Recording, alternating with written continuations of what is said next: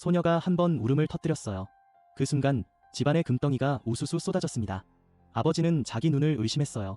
분명 환각이라고 생각했죠. 그런데 소녀가 다시 한 번 울자 이번엔 지폐가 하늘에서 내렸습니다. 시간이 지나면서 아버지는 깨달았어요. 딸이 울 때마다 집안에 황금알이 떨어진다는 거요. 아버지는 이 능력이 큰 화를 부를까 두려웠습니다. 그래서 온 가족이 가난한 척하기로 결심했어요. 무려 15년 동안 그렇게 살았죠. 그 사이 아버지는 세계 최고의 부자가 됩니다. 딸이 학교에 갈 나이가 됐어요. 신분을 숨기기 위해 일부러 3륜차를 타고 등교시켰습니다. 부모는 딸에게 꼭 열심히 공부하라고 당부했어요. 앞으로 빚을 내서라도 끝까지 공부시키겠다고요. 딸은 그 말에 깊이 감동받았습니다. 졸업하면 반드시 부모님께 효도하겠다고 맹세했어요. 좋은 날들을 꼭 선물하겠다고요. 딸이 떠나자마자 가족은 완전히 다른 모습으로 변했습니다. 아버지는 딸이 학교에서 억울한 일을 당할까 걱정됐어요. 그래서 미리 최고 부자 이름으로 건물 5동을 기부해뒀습니다. 완벽하게 준비했다고 생각했죠. 하지만 딸은 입학 첫날부터 한 여학생에게 찍혔어요. 자리를 고르다가 우연히 학교 인기남 옆에 앉았거든요. 그 여학생은 어릴 때부터 인기남과 약혼한 사이였습니다. 촌스러운 애한테 자기 남자를 뺏길 순 없었어요. 딸은 그냥 같은 반일 뿐이라고 해명했습니다. 그런데 여학생은 그걸 도발로 받아들였어요. 인기남이 나타나서 딸을 등 뒤로 감싸며 경고했어요. 또 이러면 아버지한테 백씨 집안과 거래 끊으라고 하겠다고요. 딸은 감동해서 눈물을 흘렸습니다. 그 순간 멀리 있는 집에 금덩이가 쏟아졌어요.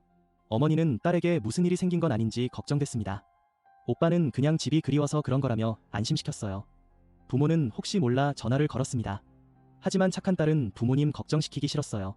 그런데 여학생은 절대 그냥 넘어가지 않았어요. 그날 오후 부하들을 데리고 기숙사로 찾아왔습니다. 체면을 되찾겠다며 왔습니다. 딸은 이건 불법이라고 경고했지만 부하들은 코웃음 쳤습니다. 백씨 그룹이 방금 최고 부자와 손잡아서 이제 이 도시 전체가 백씨 천하라고요. 그 순간 집에는 금이 미친 듯이 쏟아졌습니다. 15년 동안 이렇게 많이 내린 적이 없었어요. 어머니는 직감했어요. 딸에게 분명 큰일이 났다고요. 바로 학교로 달려갔어요. 가는 도중에 금이 점점 더 많이 쏟아졌습니다. 원래는 집 안에서만 내렸는데 이번엔 차 안까지 가득 찼어요. 대체 얼마나 큰 억울함을 당하고 있는 건지 부모는 가슴이 타들어갔습니다. 한편 여학생은 인기남이 딸을 싫어하게 만들 궁리를 했어요. 바로 그때 학교 이사장이 도착했습니다. 딸은 드디어 구원받았다고 생각했어요. 그런데 이사장은 여학생이 백씨 집안 딸이란 걸 알자 태도가 돌변했습니다.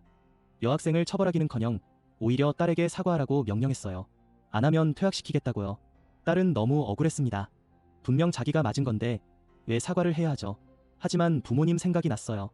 있는 돈 없는 돈 다 모아서 자기를 학교에 보내준 분들이에요. 실망시킬 수 없었습니다. 사과했습니다. 바로 그 순간 문이 벌컥 열렸어요.